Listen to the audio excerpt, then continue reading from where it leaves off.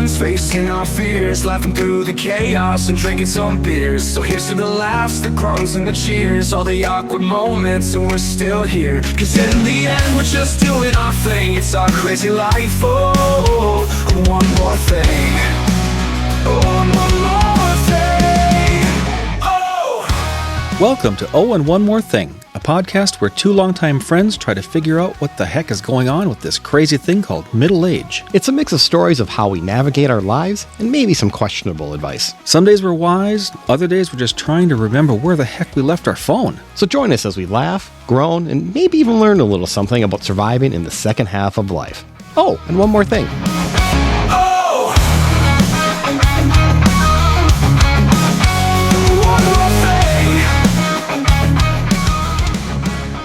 Hey, I am Rob, and welcome to Oh, and One More Thing. Hey, I'm Brian. What's the vibe today, Rob? You know what the vibe today? So we're recording this at the very beginning of October, and it's freaking 90 degrees outside. I know. I think it was a couple of podcasts ago you said it's getting crisp outside. It was. It's not. It did for like 3 days. Now it's freaking 90. Dude, it is supposed to be sweater weather. It's October. I know, but I think it's Sunday or Monday. Yeah. It's going to be cold. It's going to be cold again. Well, 60s.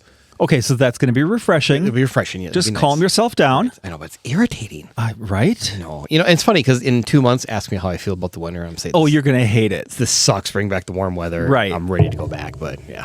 Anyway. So you know what? When we did record this, so when this airs, yes. If I could not be so tongue-tied. Math is hard. Math is hard. Yes. Anyway, in a couple of weeks ago. Yeah. My daughter bought a new car. I heard that. What did she get? She got a Subaru Forester. Is she excited? Yes, very much. That's her first, like her car, right? Because she's kind of been borrowing a car. Yeah. Well, forever. she was driving my old car. Yeah. So now she finally bought her own car. Nice. So she's stepping up in the world. Mm-hmm. And I want to give a shout out to the sales guy, Jerry Peterson at Luther Bloomington Subaru. He was great. Hi, Jerry. Hi, Jerry. That's awesome, I hope man. You're listening. That's very cool. Very cool. I am in the market for a new vehicle. Yeah, what are you getting? I am buying a windowless van. Oh, is that for like down by the river? I'm going to live in a van down by the river. No, it is a work purchase. We are, as you've heard, if you've been our longtime listeners, we are into pest control now. So we're buying a pest van. So you're going to be a little more pesty. A little more pesty. Than usual. Yeah, it's got really cool stickers you put on and little bugs that crawl around on it. It's pretty cool looking. So, I want to see it. Yeah, so I'm excited. So that's my winter project to work on. So that's to get it decaled. Yes. Okay. Yes. All that fun stuff. So yeah. Awesome. So next year, the pest control van will be out on the road, out and about and doing its thing. So, okay. Yep. What's going on over there, Brian? Are you hungry? You know we're doing a podcast right now, right? I love a good snack, don't you? Yeah, I do. As a matter of fact.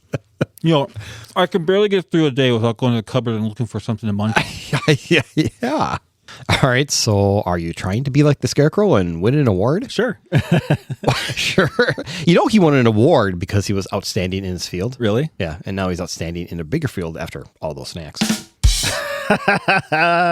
Well, you know, this episode it's a snack flashback. It is. Yes. Hey, do you remember Fun Dip? Yeah. Yeah. It was just sugar. I know, but it's good. Yeah. Well, you dipped in your stick made of sugar. Right. And right. Somehow sugar, your parents were like, hey, yeah, that's cool. So no wonder we all ran around like we were crazy and hopped up on caffeine. Right? But they were good. Oh, they're awesome. Yeah. I mean, growing up in the 80s meant living like in the golden era of junk food, right? Right. I mean, neon packaging, catchy jingles, and way too sweet snacks ruled every lunchbox in the corner store. Right. Yep. It was a time when a pack of fruit roll-ups felt like currency on the playground. Cereal commercials promised adventure with every sugary bite. Yes, it did. And so to simply taste better because it came in a glass bottle. Right. Yep. I remember that. Absolutely. That's how we used to get it. The only way we used to get it. Yep. So microwave pizzas, powdery drink mixes that turned into water to neon. Those foods weren't just snacks. They were a part of our culture, etched into memories of Saturday morning cartoons and after-school hangouts. So we're going to dive into some of our favorite junk food snacks from the past. It's a snack flashback, like I said earlier. It is. Starting us off with Cool Ranch Doritos. Cool. Okay. Now, so why Cool Ranch? Okay, so let me tell you. Okay. Doritos are a snack food needing no introduction. Of course, we all know what they are. Right. But however, in 1986, one flavor in particular, which combined the most robust salad dressing and the crunchiest tortilla chip, put this chip company on the map. Doritos Cool Ranch tortilla chips packed a zesty punch and bold crunch. These 80s chips took over, and with their electric blue bags, which still grace the grocery shelves world over. See, now when I think of Doritos, I still think of the original nacho cheese Doritos. Right. That's what I was just snacking on a minute ago, was the nacho cheese. Okay. And I think that's my favorite, is No. nacho cheese Doritos versus Cool Ranch. But I like the Cool Ranch. Yeah. But I didn't know that they first came out in 86. I didn't know that either. Which, to me is like yesterday. Right. There's that. And really, the nacho cheese ones, and I would even put the taco flavored ones over the. Oh, so no, I don't care for the taco ones. No. But I do like, don't they have like a fire version? Yeah. Well, I like spicy. So Yeah, spicy's good. Yeah. I can smell your Doritos now. I'm hungry. You want some? Yes and no. So, all right. So if we're chewing on things during this episode, don't just ignore that. Oh, I can't hear you right now. What? Right. All right. Oh, you know what kind of snack I had today? What's that? One of my favorite all-time snacks. What's that? Nerds Cluster. What? It's the Nerds candies Yeah. clustered on a gummy fruit. And they're sour and sweet at the same time. I just ate some today. And super healthy for you. Oh, super healthy. I mean, talk about a sugar rush. Right? I love it. Yeah. So you know what is kind of funny? What was portrayed to us as kids as healthy was fruit roll-ups. They were portrayed as healthy, right? Right. Like fruit snacks. It's the healthy snack. Yeah. Yeah. So they're first introduced by General Mills in 1983 as part of their Fruit Corners line. However, the concept of fruit leather, which they totally were, Right. which is the basis for a fruit roll-up, has a history of dating back to the early 20th century. Really? Syrian immigrants in New York City created a fruit leather product called Armadine, made from apricot paste. Oh, well, that sounds Kind of gross. delicious. Delicious. I mean, let me eat some apricot Right, paste. Come on. I used to love myself a fruit roll-up, though. Yeah. Do you like those? I do. I think my kids liked them way more than I liked them. Yeah. Yeah. You know, it was hard to chew, got stuck in my teeth. Well, yeah, that was the best part. And like peeling them off the cellophane plastic. Yeah, but you just suck off the fruit roll up off your teeth all day long? Or? All day long. Yeah. Or if you get it stuck to the roof of your mouth and you sit there and kind of keep licking it for like 20 minutes. It's a snack that just gives when you back. give a dog peanut butter. Exactly. Right? Yeah. But I do think it's funny that was considered a healthy snack 30 years ago. Sure, and even when my kids were young, and you go buy fruit snacks because I'm doing air quotes in the air here. Yeah. It's like it's healthy. They're healthy. There's Yeah. fruit juice in Yeah. it. Yeah, there's more There's sugar. more sugar, dude. There's like 2% fruit juice, and even that is full of But sugar. we let our kids eat that all the time. all the time. Yeah. How about pudding pops? Oh, I used to love pudding pops. Did you? Oh, my God. Yeah.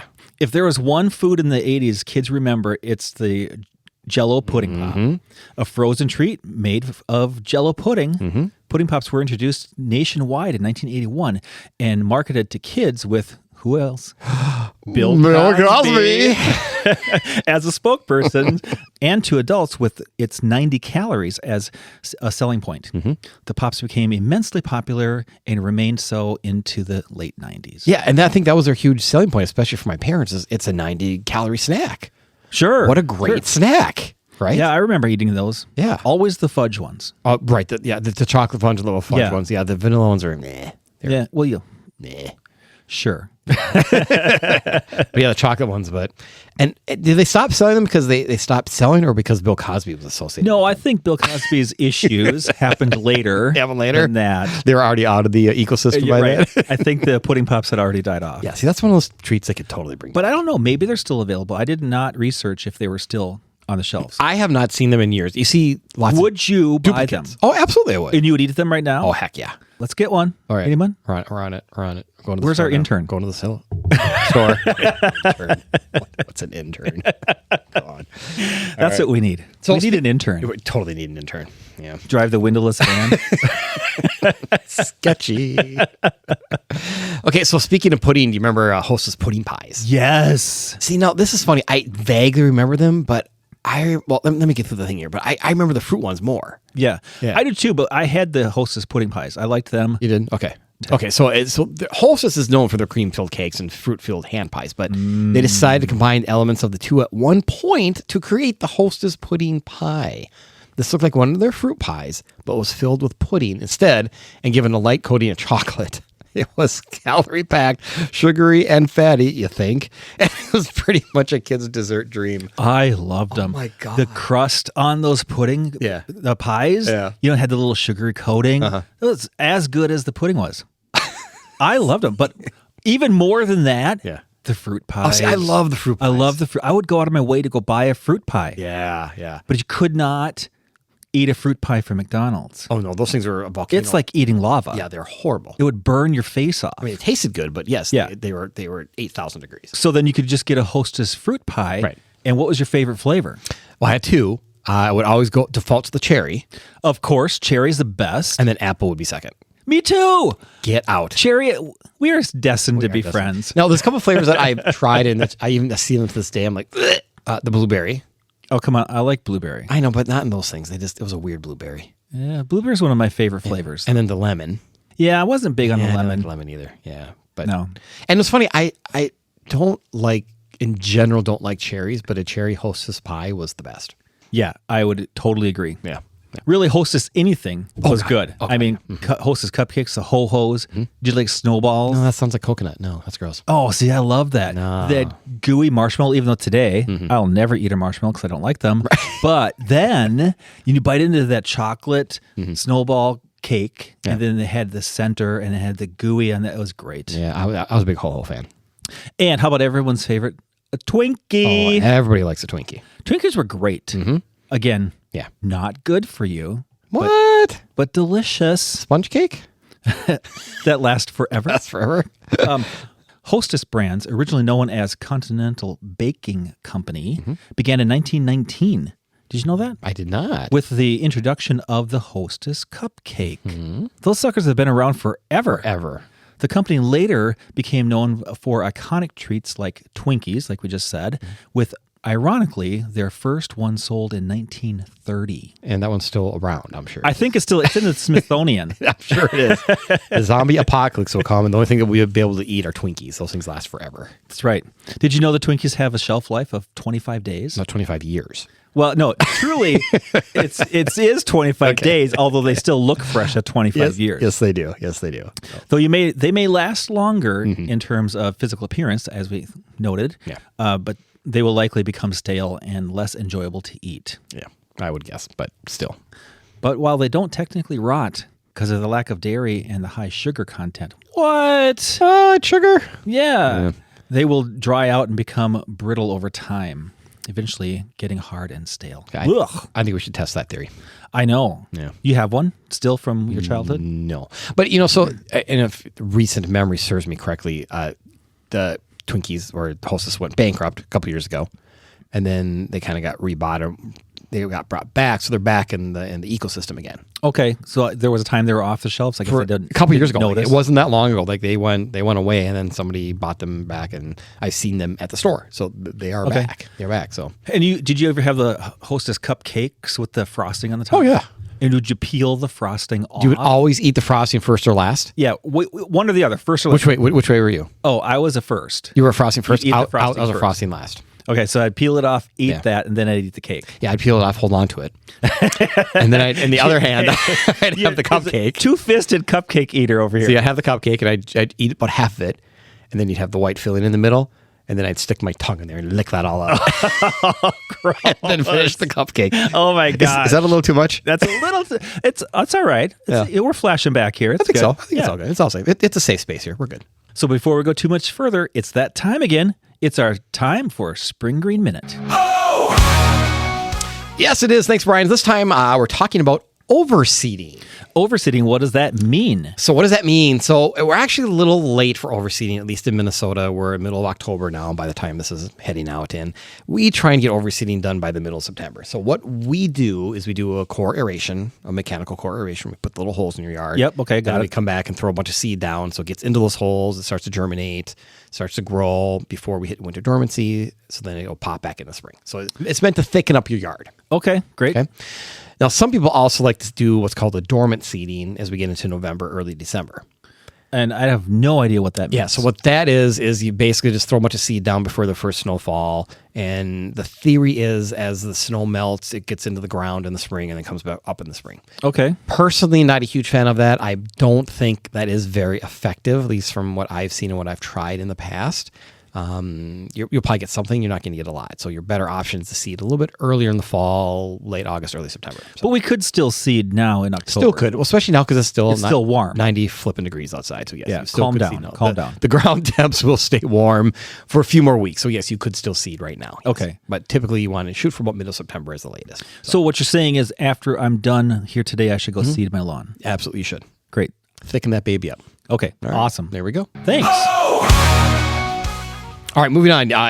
You must know about Lunchables. I know about Lunchables. Yep. So those were first introduced in 1988. I didn't realize it was that long ago. Right. I remember them being more of an affluent snack because we couldn't afford them, so I never got to have them. Yes, the hoity-toity Lunchable. Right. Yes. So you had the hoity-toity Lunchables. Okay, see, here's how cheap I am. We'll only buy them if they're on sale for like $4 for $5. Oh, so that's quality food right there. Quality food. Regular price at $1.50 is too much, but $4 for $5, sign me up, baby. So Lunchables quickly became an easy-to-go-to snack and a packed lunch option for children across the U.S. The classic build-your-own packet featured crackers, cheese, and meat slices, and years later, still available to buy in stores as of today. So new spin-offs, though, with versions of mini cheese pizzas and mini corn dogs. Yeah, I know my kids liked them. Yeah. When we'd pack them for their lunches, but when I grew up, it wasn't. It was peanut butter and jelly sandwiches. Yeah. That's really put this the nicest way possible. That's the lazy parent lunch snack. Okay, sure. I like that. Hey, I bought them for my kids, so I'm not excluding myself in this category whatsoever. So my kids have had them too. So you get the Lazy Parent Award. Oh, absolutely do. Absolutely. Awesome. Yeah. How about, this is one of our favorites, well, it was mine, Hubba Bubba. Hubba Bubba. Hubba Bubba Bubble Gum was first launched in 1979. I didn't know that. Wow. By the Wrigley Jr. Company. It was introduced as a soft bubble gum aiming to address the issue of bubbles sticking to your face. Yeah, that's always been a problem. Yeah, right. Always been a problem. I didn't realize that was a problem in the lexicon. Actually, when I was older and chewing gum and blowing bubbles that stick to my mustache, Well, yeah, that is a problem. Yeah. then I would turn to Hubba Bubba. Sure. Because, I had a mustache when I was in junior high. Sure. Oh, I need to see pictures of that. We need to get that on the website. We need to see Bride in a mustache. I didn't. The name is derived from the World War II military expression, hubba hubba, which expresses approval or excitement. Now, I thought hubba hubba meant something else. What did you think it meant? Well, when a pretty girl's walking by, you'd say hubba hubba. Okay, you know why? I know why, because that's distinctly my memory too. It's like from the 1940s and 1950s Bugs Bunny cartoons where he'd go, Yeah. hubba hubba, and his eyes would get all big and go, "Awooga." Right? Exactly. Yes. That's exactly what I think it's supposed to mean. Yeah. But I didn't know it meant, approval or excitement. Well, I guess- excitement. I yeah, guess he's pretty that excited. makes sense. The eyes in the ooga ooga, right? Okay. Yeah. Ooga. Ooga. That's funny. That's good humor. I didn't realize that Hubba Bubba that I understand it was a soft chewing gum, but I didn't realize that was like their goal was Their goal to not stick to your face. Yeah. So obviously it was a major problem right. for gum chewers that you blow a bubble and you can't get it off your face. It's still stuck to your face. I mean, But I remember that having a bubble blowing contest with my sister, and we'd see who could blow it the biggest. When it would, you get a really big bubble and it pops and it lands on your forehead. Yeah. Remember? Peeled right off. interesting. Oh, what was their competitor? That Bubble Yum. Bubble Yum. Bubble Yum. Yeah. So that was okay. Maybe it's kind of the same. kind of same but Hubba different. Bubba and Bubble Yum. Yeah. Maybe I'm chewing both of them. It's kind of like Kleenex and Puffs. Same but Right. different. How about you remember Bazooka? Oh yeah. Bazooka gum. No, that was the worst. There were 10 seconds of chewing the gum and the flavor's gone and it became hard. And it was a brick to begin with. yeah. Yeah, it was horrible. It was amazing. Okay, so moving on to something completely different. Skittles. Oh, I like Skittles. Can you imagine a world without Skittles? No, I can't. Yeah, that'd be weird. Yeah, Skittles were first introduced in 1974 by a British company, but it wasn't until 1979 when Skittles were first introduced in North America. Really? Since its beginning, Skittles have been over the rainbow with popularity. Taste the rainbow. Taste the rainbow. Right. I don't remember them coming out that early. I didn't either. Yeah, But apparently they've been around for a while. apparently. Yeah. So I've seen this thing where you can really kind of you mix them with M&Ms Oh. and then so you don't know what you're getting, a Skittle or an M&M. Sure. And if you would pop two of the different flavors together, chocolate and Skittle, that would be gross. Like my stomach is turning already just thinking about that. I know, but I want to try it. I don't. I want to put a bowl out for you and see what you do. Yeah, I don't have any Skittles here. I do happen to have some Reese's Pieces though. Oh, E.T. phone. Yeah, Oh. right. yeah. I like the Reese's Pieces. They're yummy. As a matter of fact, Reese's Pieces are the next one we're going to talk about. Get out. This candy is a classic because of its relation to such a classic film of E.T. I just said that. You said that. Mm-hmm. The extraterrestrial, in case you didn't know what it meant. Nope. For all those young people listening. This miniature size of the Reese's peanut butter cup is similar to the M&M, of course, we know that, except it's all peanut butter. Mm-hmm. It was first introduced in 1977, but it became very popular in 1982 with the movie. Do you think that was a purposeful product placement by the Reese's people? I don't know. I mean, if it was, good for them. I mean, Right? Talk about the best product placement they could have had. Like, what a winner. And I remember when that movie came out, we all of a sudden had Reese's Pieces in our house. Was it just because of that movie? I've never heard of them before, and we saw the movie, and all of a sudden there's bags of Reese's Pieces in our house. I mean, they had to have exploded. had in to have sales. exploded. Absolutely they did. And it was funny, we were at Costco a couple weeks ago. They now have like the gallon-sized bucket of those things. Yeah. Yeah, there's two of them upstairs in our kitchen right now. And you walk by and take handfuls at a time. Oh my, not handfuls, but we have a cute little dispenser thing, and that is kind of a handful. I suppose. Yeah. I love those. I like it better than M&Ms. Oh no, I like to mix them, M&Ms and Reese's together. I do like the peanut butter M&Ms. Yeah. I think that's what I'm going for. Yeah, Peanut butter M&M. I think it's more of a peanut butter thing, but I love Reese's Pieces. They're so yum. Would you have your peanut butter toast every morning? Only on weekends. Really? Yeah. Every single day I eat peanut butter Do you toast. really? Of course, my wife's famous sourdough bread. She does make really good sourdough bread, so that I mean, that is, come on. that is a winning combo. Yeah. I know I could use a snack right now. It's probably not doing much for your diet, though. Well, do you see me balloon in here? I rolled myself in like a big blueberry. Right, there you go. Okay, so do you remember Zots? I do remember Zots. Okay, yeah, I don't. You don't? I don't. No, I remember seeing this in here. I'm like, Zots. I've heard of it, but I don't I just remember had a it. Zot the other day. My daughter bought them at a candy store. those She still was around? excited that they had them, Huh. so we bought some Zots. Did you go to the world's largest candy store in Jordan, Minnesota? I did not. I've never been there. You're kidding. I know, right? So my daughter Elise also says she hasn't been there. She was when she was a little child. Okay. But we have not been for a very, very long Yeah, time. maybe we should do that some weekend this fall. Okay, should we record while we're there? We should. Well, it is only like 10 minutes from our house. You think we would? It's kind of like the Mall of America. Like, I have no desire to go there. Well, it's just a solid mall of candy. You're right. Like everything you can possibly imagine. And they do actually carry a lot of the old candies Yeah. that you can't find anywhere. Right. We should check that out. Okay. So back to the Zots. So apparently they were first introduced in 1968 in Italy. Right. And then it was introduced to the U.S. in 1970. So the candy is known for its hard candy shell and fizzy sour powder center. As soon as you bite into it, the real treat begins, bursting with a fizzy powder, activating a satisfying sensation in your mouth that tingles and fizzes, much like a soda on your tongue.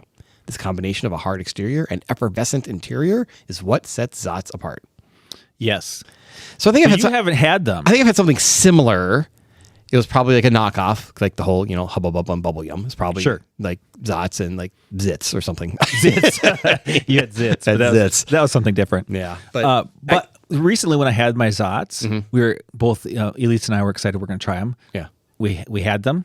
Oh, it was disappointing. It was gross. I was like, I do not want to eat that again. That was so gross. I didn't like it. But I remember as a kid, I liked them. Sure, Zots will not be a sponsor anytime soon on our podcast. No, sorry, they can't afford us. Right, there you go. How about this one? You ready for it? Mm-hmm. Toaster strudel. I love toaster strudel. It's the best. Oh, it is the best. You squeeze on that little frosting. Oh my gosh. And the apple ones, of course, that was the only one. Really? No, see, okay, well, read your thing and we'll get into it. Oh, I got words to read. Make words read. Your unassuming toaster became an instant bakery when you popped in a frozen toaster strudel and out came a flaky pastry filled with the warm fruit goodness that you got. Had to top it with sugary icing. Oh God, yeah, so good. Baked. Breakfast is served. They're so good. Okay, back to Apple. Yeah, apple is my favorite one. Oh, no. You're so wrong. No, strawberry. No. Strawberry that's cream cheese. fake. Strawberry Okay, cream cheese. Okay, so the cream because cheese the saves apples it. are real. Yeah. Well, they are real. They are but not. the cream cheese saves it a little bit because Yeah. of the flavor. Sure. But anything the strawberry, if it's not fresh, it's just fake tasting to me. Okay, all right, fine. I'll give you that. But to me, the strawberry with cream cheese, the cherry with cream cheese, those are my favorites. The apple one. Yeah, and honestly, I don't care. Even the apple, my favorite part of it is the icing. Right. They never give you enough. That little packet, they should double the packets. You're only supposed to put a drizzle on there. You're not supposed to dunk it in there. If I'm gonna go down the path of eating non-healthy, I want double the frosting. All right. We're going to get you double stuffed Oreos. All right, Because that's double the frosting. those are good too. All right. What about here's one that's so out of date: candy cigarettes. I remember candy cigarettes. Oh my gosh, so do I. And we would pretend you're smoking. Yes, I'd get the ones that have the poof. Yeah, and you had the red end, and Yes. and you blow through the You blow through paper, it. Yeah. and you'd hold it in your fingers like you're Yeah. smoking because back then smoking was okay. Smoking was cool. Like back in the 70s when we grew up, right. Smoking was cool. Everybody was smoking. Everyone was smoking. Yeah. So this candy goes out to all the greasers back in the day. If you wanted to be the coolest kid on the block, you would whip out your very own box of candy cigarettes. And you'd roll them in your sleeve. Yes, you would. This is introduced in the early 20th century and is made out of a chalky sugar. Oh, they're definitely chalky. Bubblegum or chocolate wrapped up in paper that resembles cigarettes. The best part was when your candy cigarettes had that light dusty powdered sugar, so it produced the smoke. Yep, that's right. Smoking at 11. That was you were cool. Oh, you were cool, dude. You're Yeah. cool. And you wondered why like smoking was an issue, like the whole just say no thing in the 80s, because you trained us to smoke in the 70s. That's right. How about you remember bottle cap candy? I do. I do. Those are Yeah. good. Bottle cap candy was first introduced in 1972. The candy is known for its disc-shaped resembling a soda pop caps. If I could say that any slower, then maybe I could read.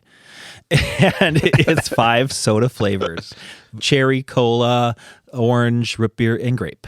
See, the root beer always tasted weird to me. Root beer, okay, in general, root beer is gross. Well, Okay? no, but root beer barrels, root beer soda. Oh, I like root beer barrels. I don't like root sodas. beer. So yes, the root beer bottle cap would be yuck. A root beer float? No, An A&W root beer float. no, Really? will not. I don't like the flavor. Our next road trip, we are still stopping at A&W, and I'm making you get a root beer float. Yeah, but do you want to see it come back? No, I wouldn't throw it up. So good. They're so good. I liked the cherry and the grape. Yeah, those are good. Okay, so we're going to go back a couple episodes now, see if you remember, and see if our listeners remember. What do I remember? We had this conversation when we Yeah. were talking about what I had for dinner. I bet I know what it is. When my wife was out of town, what did I have? I had SpaghettiOs. SpaghettiOs. Uh-oh, SpaghettiO. Love SpaghettiOs. Oh, Yeah. So they're first introduced in 1965 by the Franco-American brand, a subsidiary of Campbell's Soup Company, which Sure. I did not know. So this product was created to develop a kid-friendly, easy-to-eat pasta dish. The idea for SpaghettiOs came from the need to create a canned pasta that was easy for children to eat without making a mess. It was decided on the O shape because it was durable for canning and reheating, stayed on the spoon, and was less messy than other shapes. The iconic SpaghettiOs jingle debuted in the first SpaghettiO commercials of the same year. okay. Come on now. I don't like SpaghettiOs. They're gross. They're not gross. We're gonna have to agree to disagree because you eat them and I'm just like appalled, but yet then I eat all the other sugary snacks. That is true. I do like the SpaghettiOs with meatballs. I do have a specific SpaghettiO I have to go with. Like Okay. meatballs. I understand. But I remember I ate them when I was a kid all the time. Yeah. But no, I would not eat them now. Yeah. It's a can of SpaghettiOs and a little half of a peanut butter sandwich. That is not healthy, dude. So good. Dude, there's lots of protein. Yeah, no, it flushes right out the other end. It does not. Show me your proof of this. No, it's protein in the peanut butter. The guy owes a peanut butter sandwich every morning for breakfast. Sandwich, just toast. Okay, it's peanut butter on bread. It's a sandwich. It's not a sandwich. You don't close it together. Oh It's my toast. God. You're eating bread and peanut butter. And don't forget the butter. You have to have butter with your Oh my God. So bread, butter, and peanut butter. Correct. And I'm the unhealthy one. I'm not talking about how I'm unhealthy. I already know I'm unhealthy. Right. So, we just talked about this a minute ago, but nerds, Yeah. this American candy gave a whole new meaning to the term nerd. Nerd. Created by Nestle, the unusual shapes and sweetness to this little tiny candy made it very popular. Nerds was first introduced in 1983, became a candy of the year by National Candy Wholesalers Association in 1985. Ooh, that's interesting. This sugary little box packed a punch with every bite. That's interesting. 1983, the movie Revenge of the Nerds came out in 82. It did. So I wonder if there was a correlation between... I don't know how they got to the name, nerds. Yeah. But Yeah. I liked them when they first came out, but I was like, no big deal. But you know what I mentioned earlier? Yeah. About the nerd clusters. Yes. Yeah. I like them. Yeah. They're like sweet and sour and crunchy and gummy and all the goodness right there. What I really like nerds is right now around Halloween because you get the little nerd boxes. Yeah. The tiny little boxes. And you can literally open that box up and just go, it's like taking a shot of nerds. Yeah, and what happens? It's like it's an instant rush of sweetness and Instant rush. sour at the Instant same rush time. At the same time. Yeah. Yep. Yep. And then your blood sugar goes through the roof. Through the roof. Yep. Love Halloween. Speaking of Halloween, Twix bars. Ooh, I love Twix bars. Don't you love a Twix? Yeah. So this delicious chocolate bar made by Mars Incorporated has won the hearts of many throughout the years. A biscuit, some caramel, and covered in chocolate. Who could resist? This wonderful candy bar was first created in the United Kingdom in 1967 and was later introduced to the U.S. in 1979. I can't believe it was that long ago. 1979 Twix bars came out. I mean, they've been around as far as I can remember. Well, yeah, because you're much younger than me. I'm a 70s child. I'm a 70s child, yeah. So a little fun fact, though. What is it? Did you know that Twix was actually called Raider in Europe before its name change in 1991? Raider. That's what it says, Raider. The name Twix is a blend of two words, twin biscuits or twin Bix. Twin Bix. There you go. Twin Bix. Twix. There you go. There's your trivia tidbit of the day. So save that for the next trivia podcast. Good Lord, I'm going to totally forget it by then. No, but you'll ask the question and I'm like, I don't know what you're talking about. I never heard about that I don't know what that is. Episode 22. Yeah, exactly. How about Pop Rocks? Oh my God, Pop Rocks. I liked Pop Rocks. I like Pop Rocks. This candy defied it all by having the candy pop and crack while dissolving away into a sugary deliciousness. Yeah, it didn't dissolve. It burst. I think it dissolved eventually after all the carbonation. Eventually, yeah. This carbonated candy was all the buzz in 1975 and has had its upgrades ever since. It differs from the typical hard candy in that pressurized carbon dioxide gas bubbles are embedded inside the candy, creating a small popping reaction when it dissolves. Really? I did not know that. I didn't know how they made it. Yeah. That was interesting That's when I very discovered that. interesting. But I just loved you pour the whole freaking my pack God. in your mouth at one time. Right. And it's like you almost couldn't take it. No, It was popping It was way and too much. all over. But after you're done, it was like, that was cool. Let's do it Yeah. again. And you know what's funny? If you put a whole bunch in there and then you lift your mouth to the sky, you can like literally see Oh, yeah, like the flames effervescence or shooting whatever out. shooting out. Yeah, got it. Yeah, that was the coolest And part. I heard, I don't remember if I ever did this, but if you do them in the dark, Okay. you can see it actually light popping. up. Really? We totally should try that. Okay, turn the lights off. Why did we not bring any of these candies here to try? I know, we should right? have been crunching them right along with it. Absolutely. What about Sour Patch Kids? I like Sour Patch Kids. Yeah. So in 85, Sour Patch Kids were the most popular candy, capitalizing on the Cabbage Patch doll craze. Did not know that. I didn't know that either. I had no idea. Well, the candy itself originated in the 70s as Mars Men. It was rebranded and gained significant popularity in the U.S. market in 1985, along with Airheads, another popular candy in 85.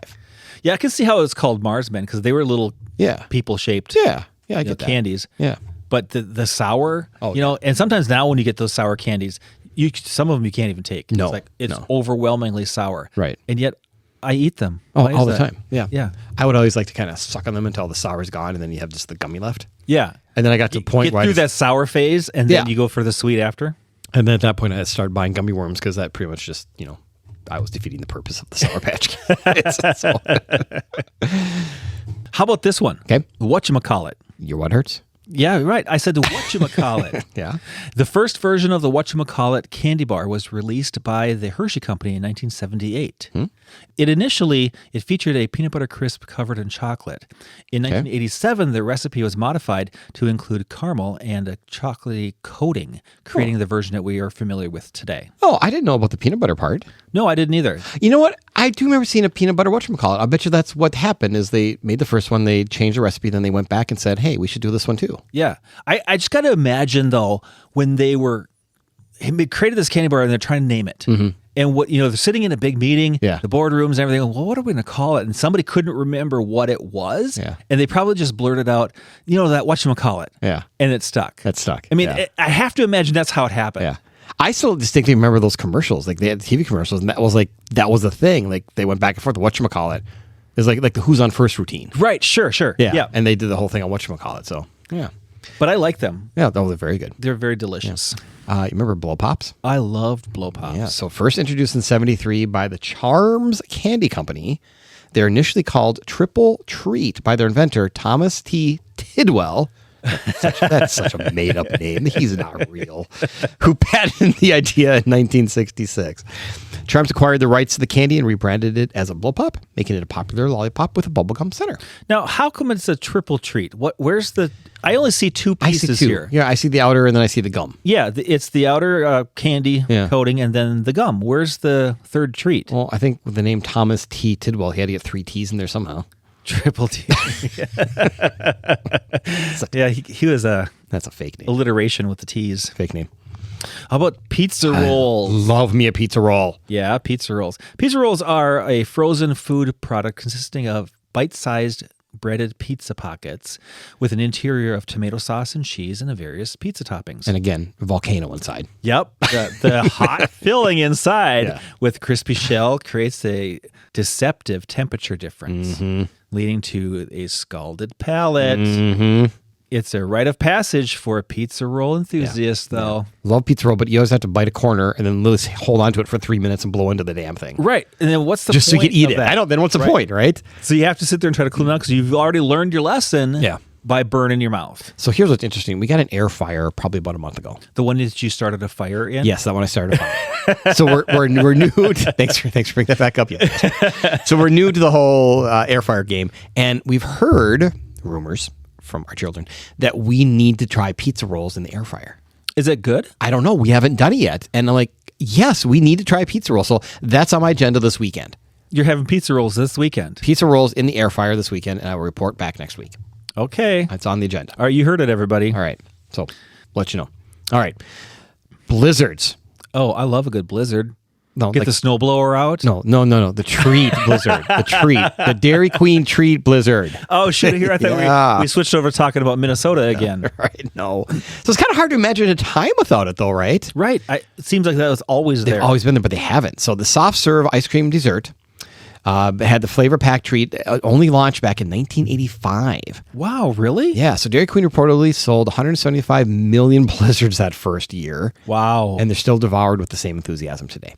You also still find DQ employees serving the treat upside down that was the thing. just to prove how thick and creamy it is. Yeah. Yeah, there was a while, and they actually did this a couple years ago. My daughter worked at Dairy Queen for a little bit, and that was the thing. They brought it back where they had to hand it to you upside down or it was free. Right, exactly. That was a promotion, I suppose. And it was kind of funny because they'd always bring up to they go, flip, like it was upside down for like half a second. Second, Like, yeah. That wouldn't fall out if you tried. But I thought it was funny. One last thing we're going to talk about here is what about cereals? You remember the Frankenberry and Boo Berry and Count Chocula Yeah, cereals? it is Halloween time, so of course. Oh, I know. Yeah. So originally there were 4 or maybe 5 flavors that Really? came out. Okay. Yeah, the core 3 flavors, Right. of course, which was Frankenberry, Boo Berry, and Count Chocula. Right.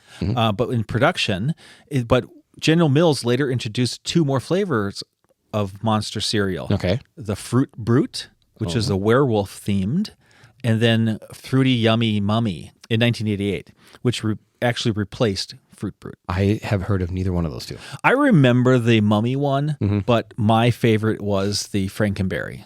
Well, there's probably a reason those two didn't last because nobody knows them anymore. Joe, sure. But, there was a controversial moment about that. It's cereal. Yeah. Okay.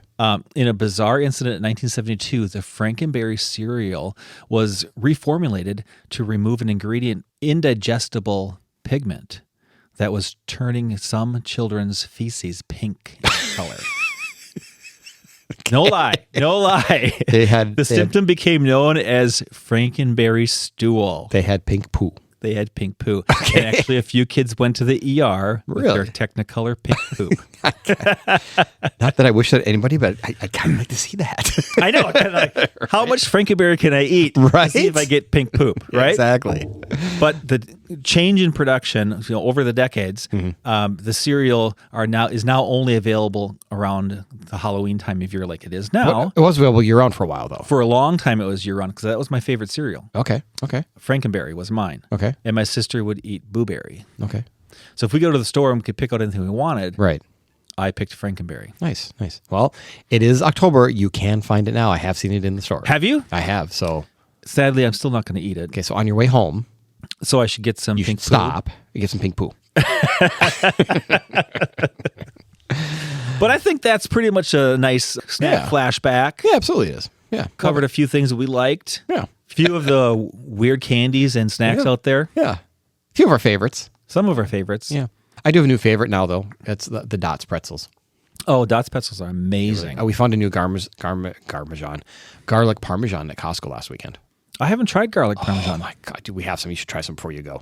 Okay, so I can put that right with my Doritos that Put I'm them with eating? your Doritos you're eating. Yeah, because Okay. those are phenomenal. Yeah. Awesome. All right. Hey, everyone. As always, please follow us on the socials at One More Thing Pod on Facebook and Instagram for highlights and news of our upcoming shows. And if you have any show ideas for us or just want to give us some feedback, send us an email at onemoreThingPod@gmail.com. We'd love to hear from you. Plus, we do have some merch if you're interested. T-shirts and caps. Everybody's wearing them. Everybody's wearing them. Shoot us an email. There are some pictures on our socials as well, so take a peek. Cool. Oh, and one more thing. It's fun to snack on nostalgic snack foods. Every time you take a bite, it's like jumping back into a time machine, instantly taking us back to your childhood with every bite. So enjoy your favorite snack any time of day. Who really cares about the calories anyway? Yeah, they'll come off eventually. That's right. All right. Bye, everyone. Bye, everyone. So back in the 80s, our snacks were so brightly colored, we just assumed they were magical. Right?